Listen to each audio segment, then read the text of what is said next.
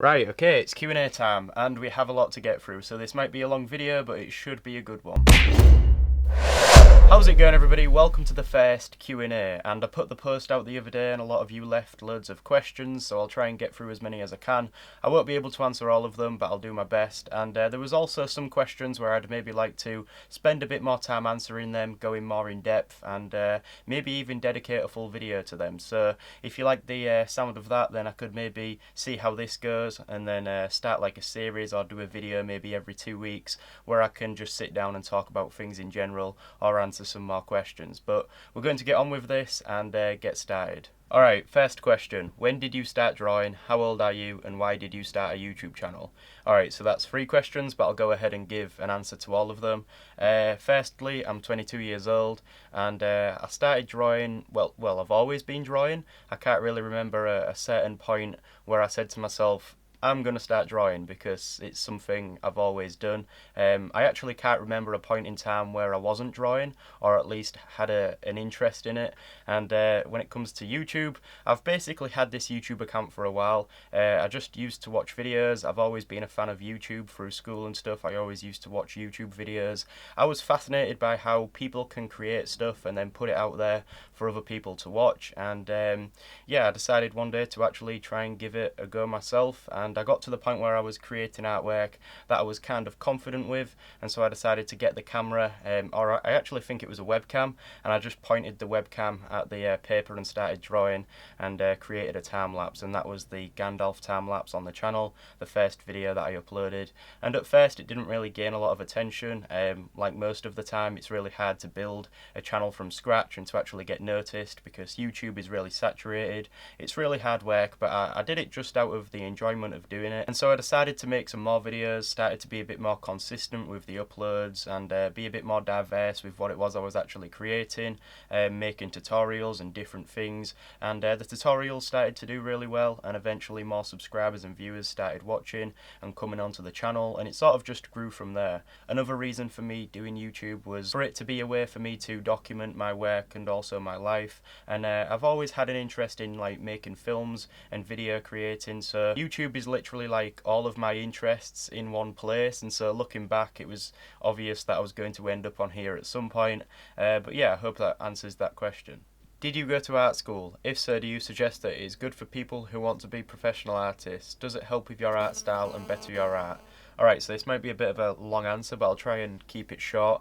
I didn't go to an art school, but I was on an art course. But going back a little bit through school, I was always interested in drawing, and so art and design was probably one of my favourite subjects, because that's the subject that involved drawing. And so eventually I finished school, went to college, went to sixth form, and I decided to choose art and design as an A-level, because I thought that it would be an easy A-level in some way. I also had an interest in the subject. It was something I was doing on my own time, because I was drawing and doing things like that outside of school, and so I thought that I'd go ahead and pick that. And I think I picked like design technology and ICT as well. I was definitely more of a creative person. There's like two sides of the brain: the right side, which is more creative, and then the left side, which is more logical, interested in like maths and science and all them kind of subjects.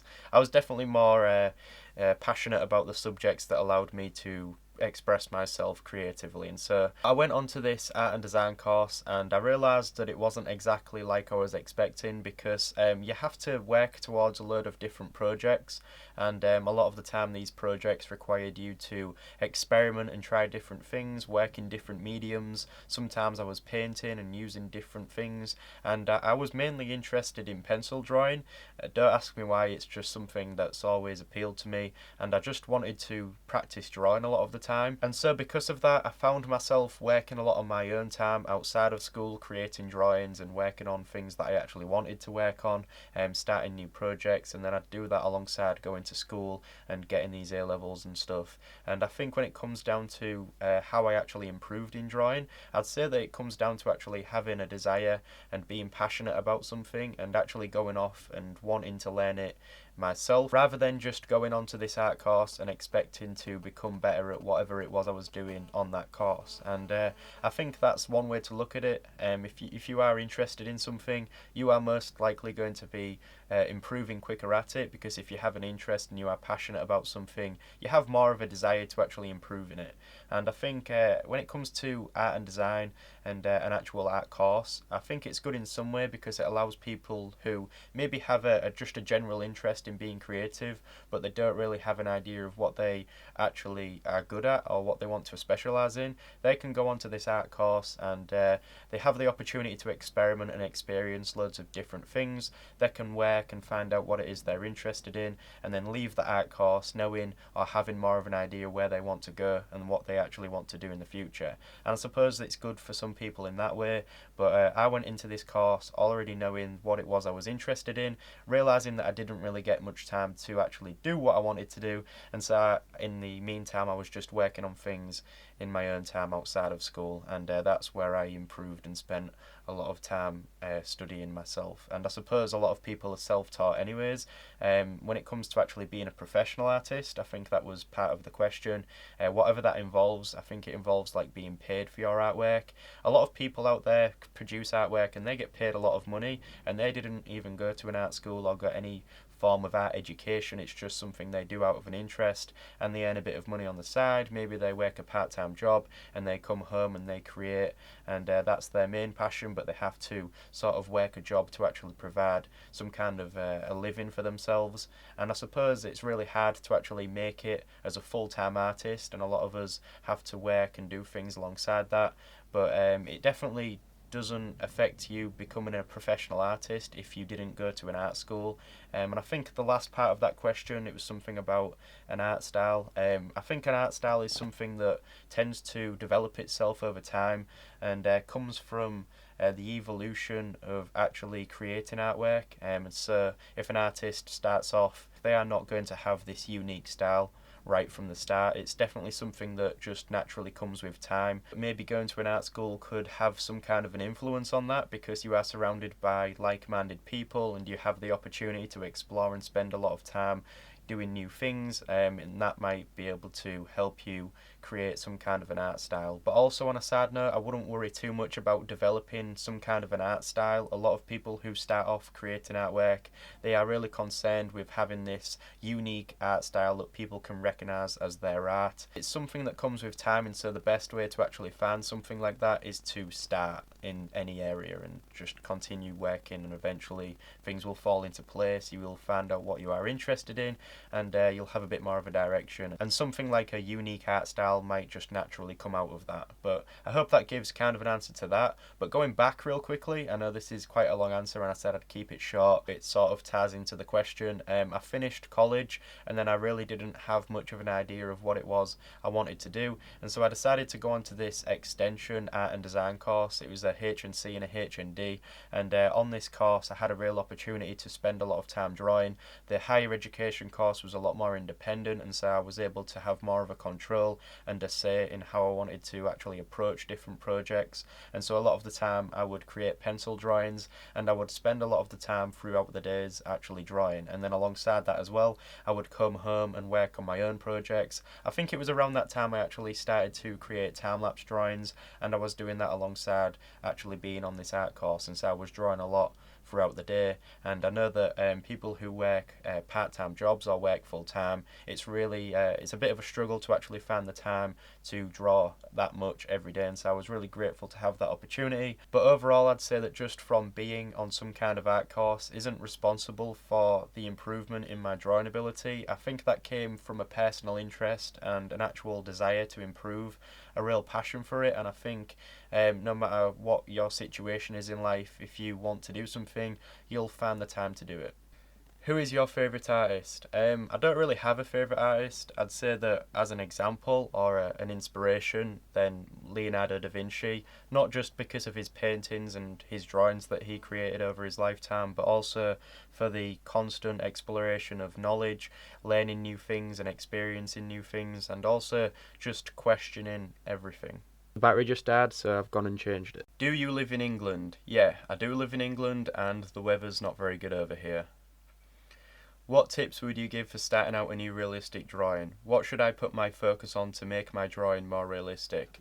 Alright, so when it comes to something like drawing, everybody is going to be different. We have the things that we're good at and are confident with, and then we also have the things that we're maybe not so good at and that we should spend a bit more time working on. And so a question like this is going to be a bit hard for me to answer because I can't really give one specific answer because it might not apply to everybody. We all have different things that we should focus on, but I'll try and give some advice or some information that you could apply and something that relates to the overall process of just starting a realistic drawing. And it might be a bit of a strange one, but for me it's just being patient. I think that being patient is sometimes often overlooked. It's something that's really important, especially when it comes to realistic drawing, because you're going to be spending a lot of time creating one piece of artwork, and a lot of the time people can go into a drawing in a bit of a rush. Maybe they're just thinking about the end product, you know, they want to get to that stage where they complete this drawing and they can look at it and be satisfied with what they have created, but sometimes maybe they're not going to be as satisfied because they was in a bit of a rush to actually get to that. And every time we go into something with a lack of patience and we are rushing ourselves to actually finish it, then we are not going to be working to the best of our ability. We should really just try and enjoy the process of actually creating it and take our time with it, because what's the rush in the end anyways? Maybe if you have a deadline or something, then fair enough, but if you are just creating something for your own enjoyment, then just take your time with it, enjoy the process of actually making it and try and focus on that. And that's a bit of a strange answer, so I'll try and give something that can relate to realistic drawing in general. The qualities that build up a realistic drawing that you should maybe focus on are things like accurate proportions. Obviously that's an essential part of realistic drawing to actually create something that looks like the subject you are working from. And there's loads of different methods and techniques that can help you in actually creating the proportions accurately, but then there's things like realistic textures and details, the shadows and the highlights and how the drawing contrasts. There's loads of different things that you could maybe focus on, and all of these things are involved and play a part in actually creating a successful realistic drawing. So I hope that answered that one. Again, I'm dragging these answers out, but moving on. What do you do in your spare time when you're not creating a masterpiece? Well, first of all, thank you. I don't think I've ever created a masterpiece, but I appreciate the kind words anyways. So what do I do in my spare time? Well, usually I'm just working on the architecture work because I study that at uni, so I don't really get a lot of free time. But I enjoy just creating the videos anyways. Usually if I do get a bit of spare time, I'm planning new content, or I'm just editing something, or just working on the videos, because I do that out of the enjoyment. So that's sort of like just taking a break, working on videos. But if I'm not doing that and I'm literally just like wiped out for the day, maybe I've done enough work, I sometimes just go just chill out, watch a bit of TV, or sometimes game. I used to actually play games a lot more back in the day before I started YouTube and actually started going to uni, but now I don't really get much time to do that. But yeah, sometimes I play PS4 or do stuff like that, just normal people stuff. What epic thing are you going to do when you reach 100,000 subscribers? Probably something epic. No, well, I don't know. I've just put a load of pressure onto myself there. But yeah, I don't know. Yeah, it's just come so quickly, and I've got a load of videos to actually put out before I actually get to that stage. I've had a few thoughts of what I want to do for it. I'd like to maybe do something a bit special for it, seeing as it is quite a big milestone. But in terms of ideas, I haven't settled on anything specific just yet, but I have a few just floating about, so I need to maybe spend a bit more time planning them and hopefully get something out there. We're actually really close to hitting 100,000, so this 100,000 subscriber special video will probably be out a long time after we actually hit that, but yeah.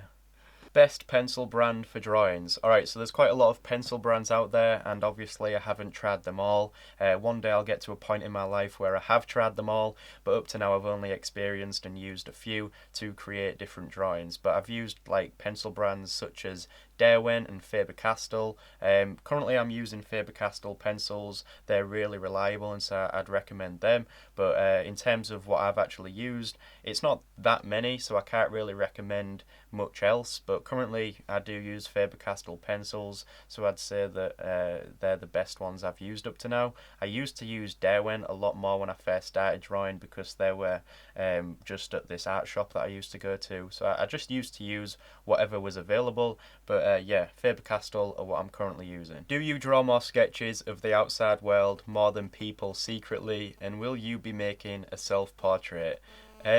Well, I do a lot of sketches of the outside world. Sometimes I draw a lot of buildings, obviously, because that's involved with the architecture course. And then I do sometimes draw some landscapes, and I do enjoy it. I enjoy drawing anything, but I don't secretly draw something. I enjoy drawing people. I just really draw whatever I feel like drawing on that day, and then sometimes I draw things outside of the actual videos on this channel, which I'm going to probably show you eventually through these videos. There are things that I enjoy drawing compared to others, but I just really enjoy drawing anything overall. And I think the last part of that question was, am I going to be making a self-portrait? Probably not anytime soon. Maybe one day when I've got to the point in my life where I'm really old and grey, and I want this real dramatic self-portrait of myself just staring into the abyss and thinking about life. I don't know. How do you get inspiration? Like, I try to look out the window or listen to music. Alright, so to be inspired, I don't look out the window, because when I look out my window there's just cars and buildings and nothing really inspiring out there. But usually, yeah, music's a good source of inspiration. Things like videos, movies, games, just the way that a lot of the time I'm inspired by just life in general, how people interact and how I experience things. And I'd say that a lot of inspiration comes from my own experiences and the things that I go through in life in general. But in terms of finding and actually seeking out inspiration, I'd say literally just the internet. We are so lucky to be born in the era that we are, because we can go online and there's people who create and share the same interests as you. They can just share their own stories, and there's so much on here that we can just use that as a tool, take advantage of it, and let that fuel our inspiration. And I'm looking at my laptop right now, that's why I'm glancing away, even though I usually glance away anyways, because I have a real awkward eye contact with the camera. But that's just me, and I've gone off track, so let's move on. Have you considered art as a career? Yeah, definitely, because it's something that I enjoy doing the most. I mean, it would be a dream to do this full time, and potentially there is a possibility to actually do that. But at the minute, I'm quite young. I'm only 22, and I have a lot of opportunity out there, and I can just sort of take my time with it and really understand what it is that I want to do.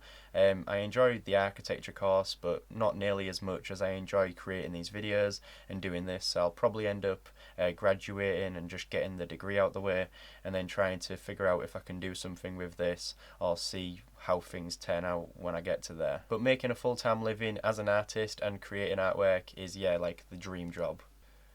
Do you know the way? I do know the way. What's the drawing that took you too much time? Probably the lion drawing, which I did. I forgot how many hours that had taken. It says it on the video, but yeah, that one took longer than I expected, especially considering it was only at the size of an A3 piece of paper.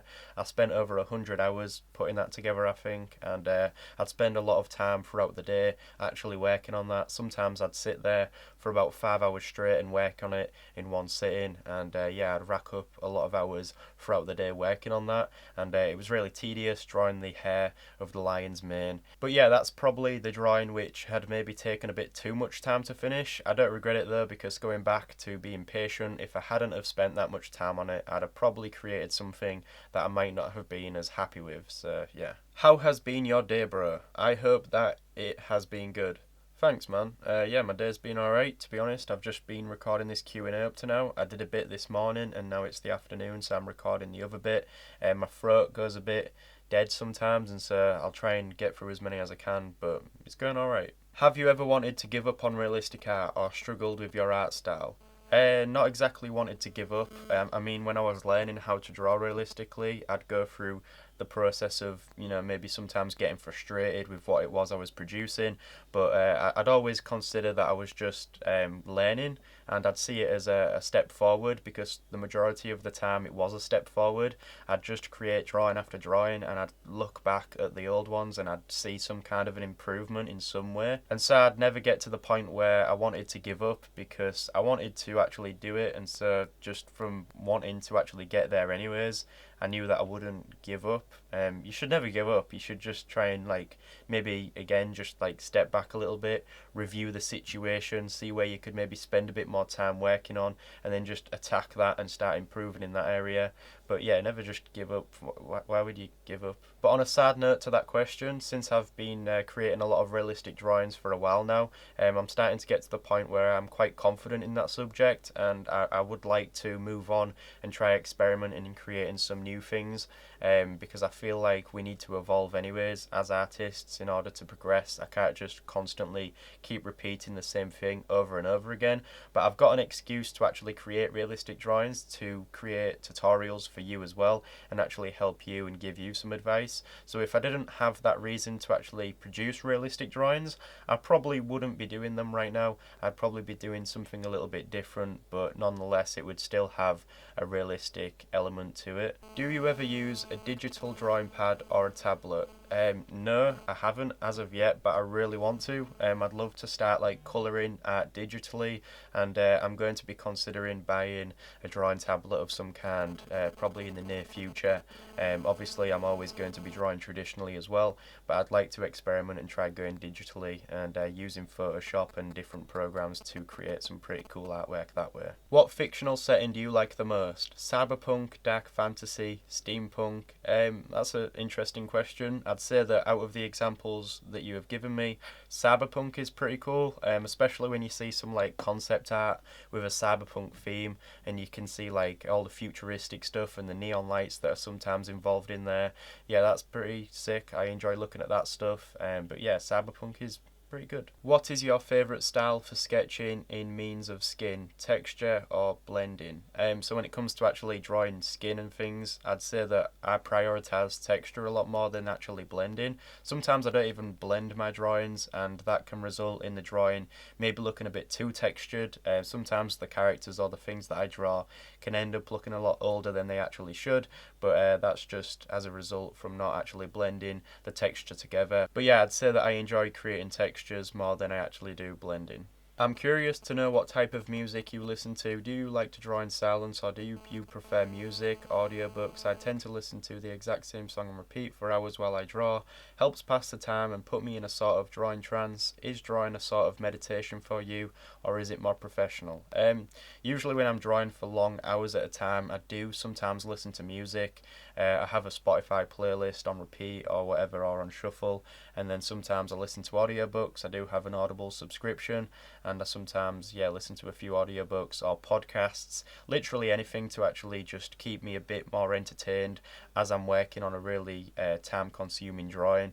Sometimes I listen to all kinds of different things really, and just have that on in the background, or I have my headphones on whilst I'm working, and depending on the actual focus and the concentration that is required to create something, I sometimes vary in what I listen to. For instance, I'm going to listen to something that takes away a lot of my attention if I really need to focus on creating a drawing. Does that make sense? What other hobbies do you have? Alright, so I kind of answered this through some of the past questions, but yeah, again, I used to game quite a lot, so I'd say that gaming is a hobby, and every time I get the chance to actually spend some time gaming, I enjoy that. And then there's things like drawing, which is obviously the main hobby, or it's not even a hobby anymore, it's more or less a lifestyle.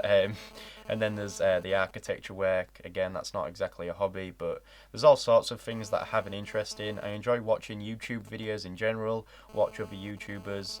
I enjoy creating videos, filmmaking, which is a hobby, all sorts of creative different activities like animation and things like that. I just really enjoy and have an interest in all of these different creative activities. How did you know it was drawing / art you would do as an adult? Probably because it was just a lifelong interest that I've had all the way through just growing up, and I've just continued to do it to the point where I am right now. Yeah, it's just something I probably couldn't even exist without it, or at least exist without having some kind of creative outlet. How to conserve a pencil drawing, it gets smudged, help.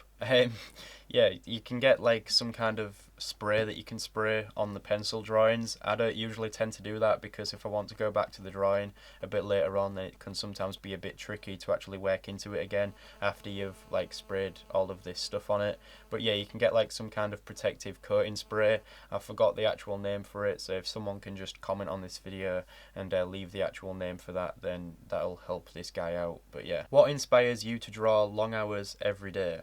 Just the enjoyment from actually drawing. I don't know, I can't really like say what inspires me because it's something that has become like, it's almost like routine. It feels strange if I spend a day where I haven't actually done any drawing or any form of drawing, and it's something that I just do out of an enjoyment and a passion for it, really. There's not really any form of inspiration that just comes to me because it's something that I don't really need the inspiration to actually do. Are you a fan of modern architecture? If so, have you ever drawn any? Yeah, I enjoy the contemporary style of architecture a lot more than the contemporary and modern art. The architecture's pretty good. I enjoy different styles of architecture. I really like the Renaissance style because it's really detailed, and I enjoy drawing that form of architecture probably more than I would to actually draw the modern style of architecture, because it's more or less just like shapes and compositions and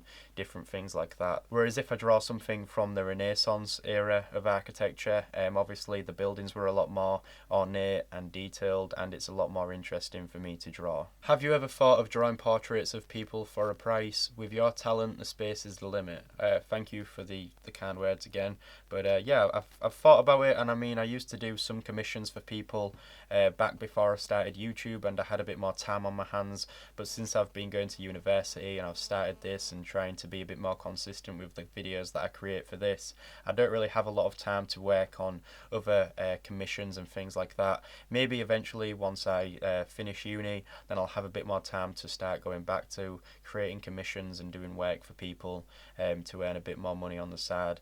But yeah, at the minute it's all about just building, and I enjoy working on my own projects as well. Sometimes if I have a commission off someone and it's like a picture that they've given me to draw, I don't really have as much of an incentive to actually create that drawing because it isn't coming from my own inspiration and need to actually create that. What other majors did you consider before finally settling on architecture? I had a lot of different ideas of where I wanted to go and what I actually wanted to do before I even considered doing architecture. I was originally going to go into carry on doing the fine arts subject. However, I didn't continue a degree in art and design because the reason for that is I didn't feel like I'd benefit too much from actually spending another year on that course doing what I could do in my own time anyways. And so I wanted to try and explore something new and something that would offer me some new challenges, and so I decided to go on to the architecture course. But on the side of that, I also thought about going on to courses such as game design and animation and all of these creative courses, and I eventually ended up going on to the architecture course because I thought that it would be something completely different and new, and I'll be able to learn something that I didn't really have an idea about at the start. Do you have any tips trying to stay inspired in drawing? I'd say for that one, try and find what it is you enjoy about drawing, and then also try and surround yourself with as much of that as possible. For instance, if you enjoy one particular style of drawing, try and look for as much of that as possible and try and immerse yourself in that, and take as much inspiration as you can from other people's work that you appreciate, and try and just keep all of these ideas fresh and keep bringing yourself new information and new things to actually look at and things that can help you stay inspired. Have you ever had some kind of art block, and how did you deal with it? Yeah, I think it's very natural for people who create a lot to actually go through these phases where they're maybe not as creative, or they're struggling to come up with some ideas, or their artwork is suffering because of that. And I'd say that for me, it happens a lot when it comes to making decisions in terms of the content I make, especially the videos. Sometimes I overthink a lot, which is one of my downfalls. I talk myself out of making decisions when it comes to what I want to actually create, and I get into this cycle of not actually coming up with one final idea because I always doubt myself, and it's sort of like a creative block in some way. It's almost like this brick wall which is in front of you, and you're trying to figure out why it is you're actually wanting to do something in the first place, because you have almost like a lack of meaning to actually do it, and sometimes it makes you feel lost. But the best way to actually try and combat that is just to sit down and try and just immerse yourself with all of this inspiring material. Just take your time with it, and maybe even do some drawing, even if you feel like it isn't going anywhere. Just try and bear with it, and eventually over time, when things start coming back to you, you'll get over that stage. Hey Dan, how much of a perfectionist are you? I mean, do you ever scrap anything halfway through because it doesn't meet your own expectations? That's a really good question, and I definitely used to be more of a perfectionist than I am now. I tend to cut myself a bit more slack these days, and I'll get to that in a second. However, going back a little bit, I think realistic drawing from the start, the reason why that appealed to me was because I was a perfectionist, and that drawing style involves being as accurate as possible, and it pretty much is this whole idea of creating something as close to perfect as possible in relation to the subject you are drawing.